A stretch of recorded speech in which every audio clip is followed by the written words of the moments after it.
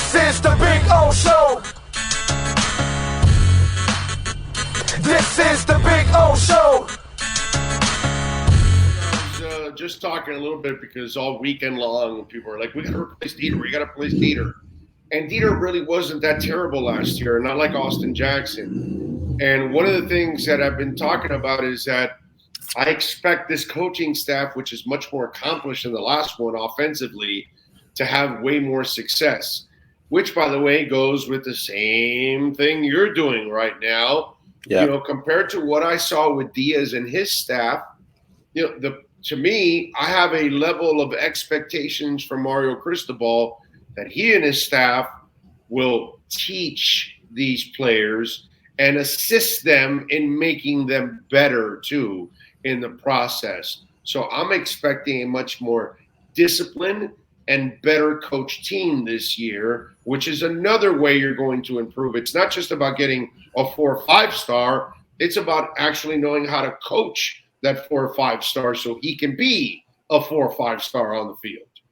Yeah, they're going to get the average players, the guys who were underperforming last year, to perform better. And I think just in scheme alone, you look at what Kevin Steele's going to do with that defense, right? Because defense really was the issue. It wasn't the offense. They were scoring plenty of points to win games. The problem was in the fourth quarter, even in tight games, you go back to the North Carolina game, you go back to the FSU loss. It was really breakdowns in coverages and not having a pass rush, not getting to the quarterback in time. And you know, you look at some of the analytics and some of the stats. I was reading one from one of my colleagues, who's our Penn State writer, Audrey, and she mentioned how in her story, because they're breaking down Manny Diaz, right, and what he does with his defense and how's he going to help Penn State. I think Miami blitzed ninth most blitzes in college football last year. Miami's defense. I mean, he had to bring extra pass rushers, so that left you susceptible in the middle of the field. And really, when you blitz at the wrong times and teams hit you with draw plays or screens, or I mean, you were getting eaten alive. And there were so many instances last year where a lot of Miami defenders were one-on-one in the open field with lots of room, and they weren't able to come to the tackle. It's a hard thing to do in the open field to come down with a tackle. So I think just strategically, from the way Kevin Steele coaches, and the way he's done it and had success at multiple programs, you're going to see this defense fundamentally be more sound. Are they going to get as many? Are they going to blitz as much? Probably not. Are they going to, be as sort of taking as many chances as many Diaz? No. So I think right off the bat, that's going to help them. And then the coaching itself, as you mentioned, Jamal Adai has got a great reputation as a secondary coach. I've heard nothing but rave reviews. You watch that spring game. How much better did the guys in coverage look in that game?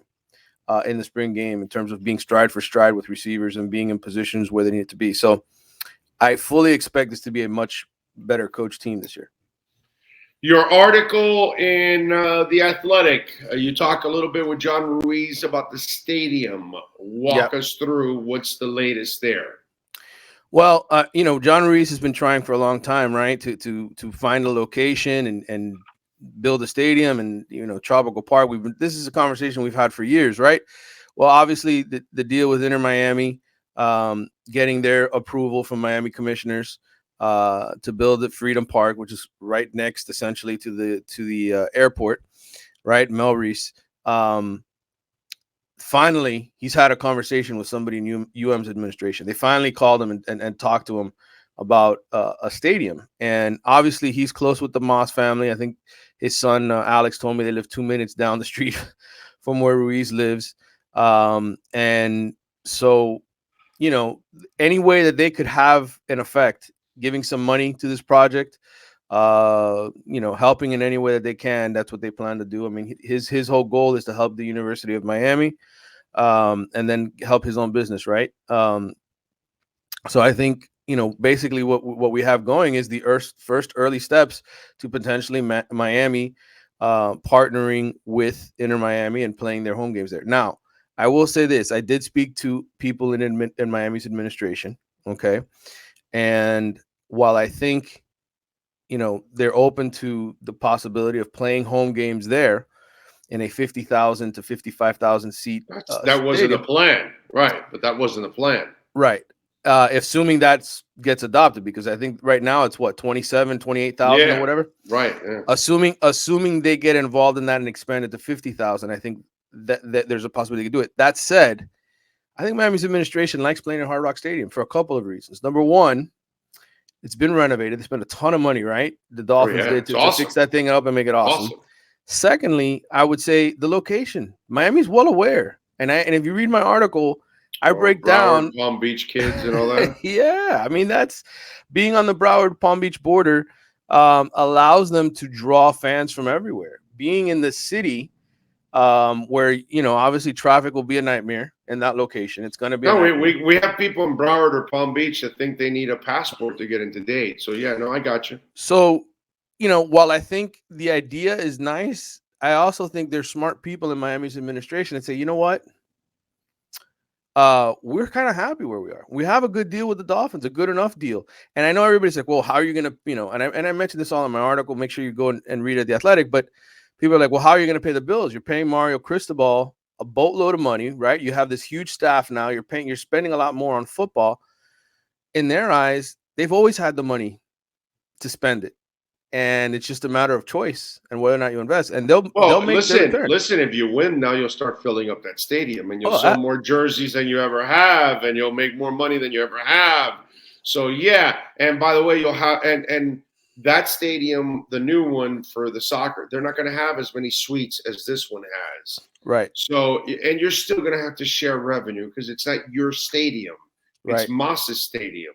Right. So you're still going to have to share revenue when it's all said and done. So, yeah, that kind of makes sense to stay at Hard Rock. To go to Mel Reese doesn't make a difference to go to Hard Rock or Mel Reese. The only way it makes a difference is if you have your own stadium. That's the only way it ultimately will make a difference. And I think, for a guy like Ruiz, and we talked on Friday about a lot of different things. I think for Ruiz, I think, he just wants to be involved in helping the university. Now, he would prefer to build his own stadium, but I think knowing that this is the first real to have a hand in helping in some regard. Right. And this was the first time he's been invited to the table to speak to somebody at Miami. So, that's a big, to me, that was the lead to the story is Miami's actually having conversations with people that would have money to influence this. So that makes it more real than anything else we've heard so far. Because for Ruiz, as much as he can go and look and do all the steps, until Miami calls him, until they're involved in the process, it's not really happening. It's just, doing homework, so to speak. So I don't know what's going to happen. I would say this is the best shot before 2033 for Miami to, be in a position to play somewhere other than Hard Rock. Now, like you said, their own stadium, the right location. I don't know where that is, though. I mean, I think, I really think Miami's administration understands the dynamic of where they get their fans from. They've done the studies. Okay. They know they've done their homework. They know that there's a lot of people from Broward and Palm Beach County that pay for season tickets to come watch, and they don't want to alienate them. And let's face it, if you go and you look at from 1983 to 2007, okay, the championship era of Miami football, when they won all their 5 championships in those years, they averaged fewer than 50,000 fans at the Orange, but they only had over 63 times in all. Yeah, it's always the big games. It's the big games. We're not gonna fill a place up for Boston College, bro. Well, nobody gives a shit about Boston College. It's just the way it is. And but I will say, since 2008, they've averaged 51,000 fans, and that's without winning any championships. That's with being pretty bad or pretty average. You know what I'm saying? So in the end, location does matter. Location does matter. And listen, Dolphins and Canes are living on their history. Yeah, that's why they still have the support that they have. That's why the Heat can actually have a couple of down years if they had to, and people will still support them because they have developed a foundation, a history, and so they can live off of that too. Not that the Heat would ever want to do that, because they always want to make history. That's they always want to win. They always want to win, man. But yeah, no, when you think about it, it makes a lot of sense to stay there. And really, the option of your own stadium is it's not materializing. It's just not that easy anymore. Miami is so built up, man. We had to think of this idea 35, 40 years ago when maybe you might have had some space in Dade County somewhere to get away with it. But now it just doesn't exist. All right, so we've had the spring practice. Players now, they've got up to, what is it, just under 90 scholarships. So I'm sure some guys have been tapped on the shoulder like, hey, just want you to know you may not be getting too much playing time here. You might want to go somewhere else. Don't let the door hit your ass on the way out. So what are you hearing? How many guys are going to transfer out? Will it get to the point that they'll get under the 84 so they can go back into the transfer portal? And then part 2 of that, any transfer portal rumors going on? Well, listen, one thing I want to make clear from the top, okay, there were a handful of guys that didn't even participate in spring football, okay, that are still technically on the books as having a scholarship, okay, but they weren't even at practices. They weren't even out on the field. Guys like Sam Brooks Jr., the linebacker who's had terrible foot injury that he's been dealing with for the last couple of years. Isaiah Walker, the offensive tackle, had some personal off-the-field issues that he's been dealing with his family for years now, with part of the reason he left Florida. There's a handful of guys that when you look at the roster, you go to the Miami Hurricanes website and say, man, this guy's, they haven't taken him off the roster yet. Those guys, my understanding is they won't be back. They've already had those conversations. It's kind of like just finish school, finish the semester, and then, move on somewhere else. That doesn't mean they have to enter the transfer portal. Their athletic careers could be over. It could just be a matter of they're finishing school and they're no longer counted towards the 85. So that right off the bat is what I'm going to try to educate some people on, because I think there's a little confusion, right? Like what are the numbers? So I would say there's probably 4 or 5 guys that are in that situation. And once they're announced, it'll become official. But that's to give you a better idea with that.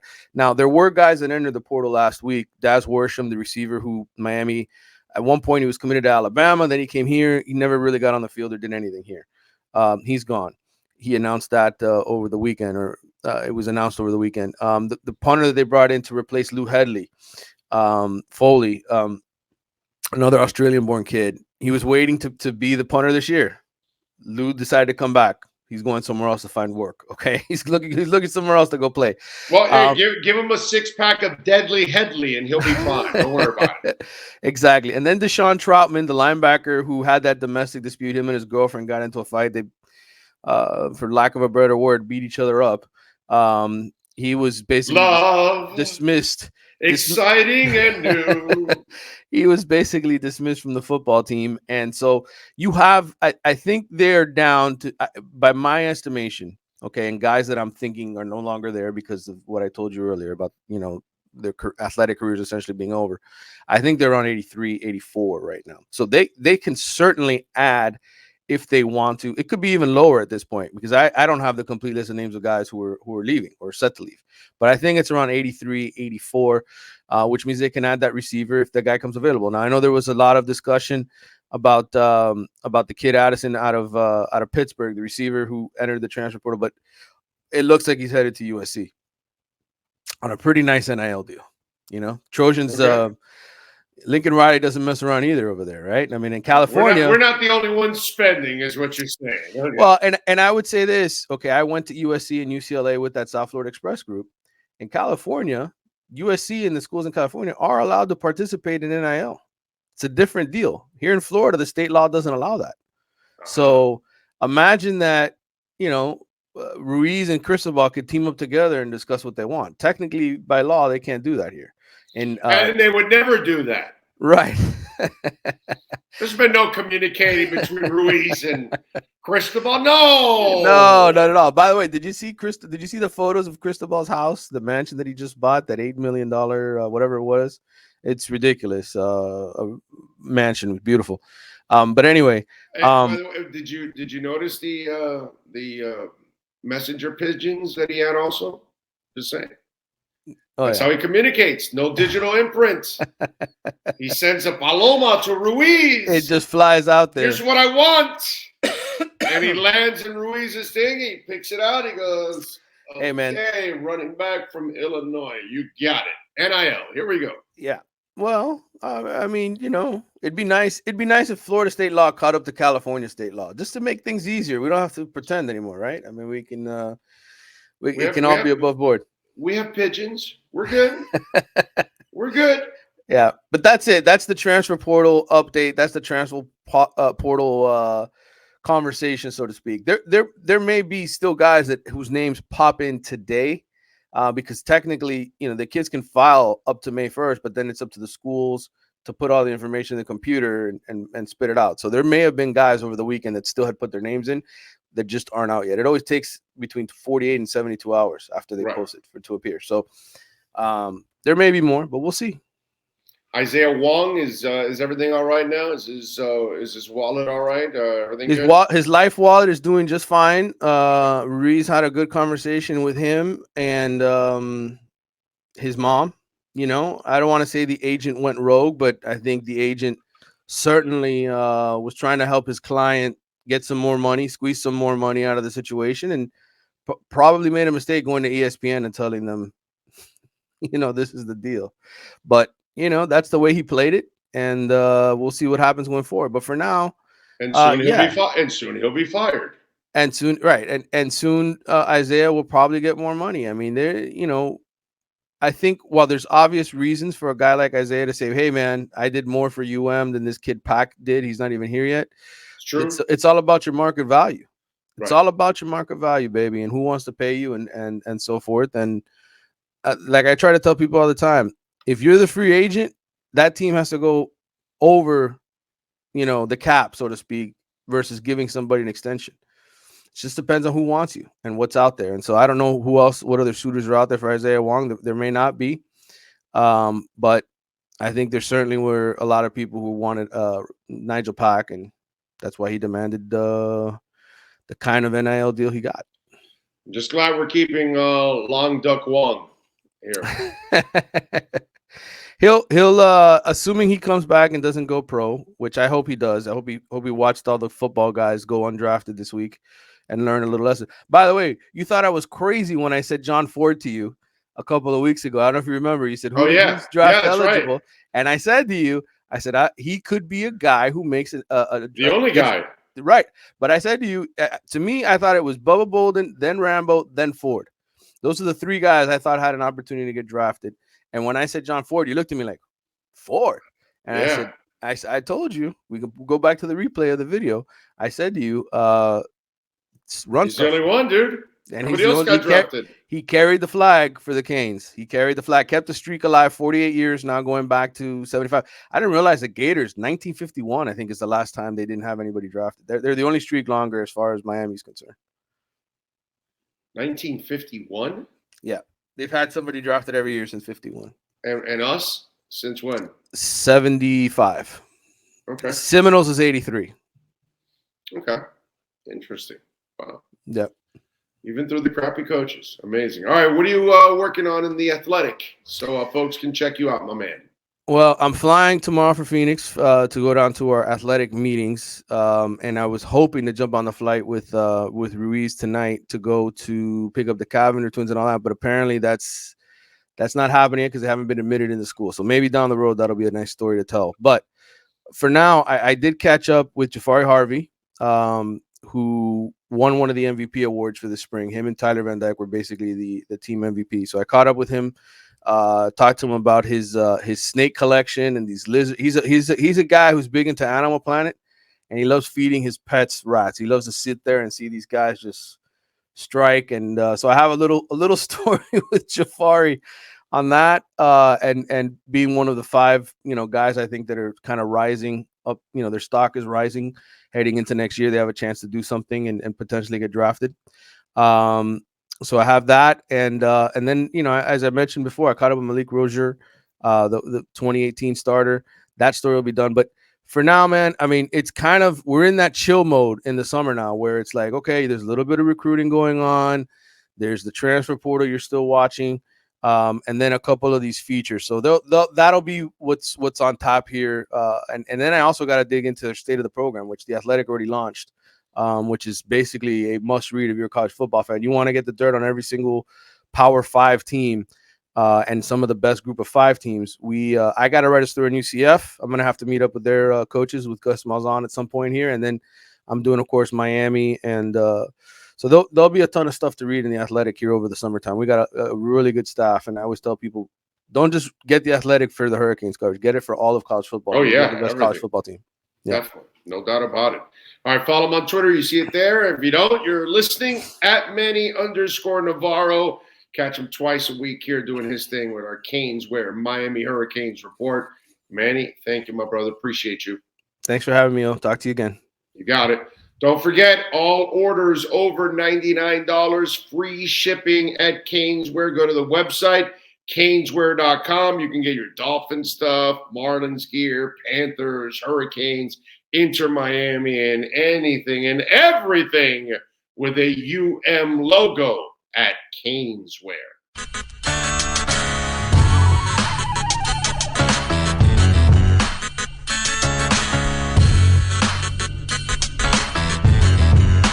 This is the Big O Show.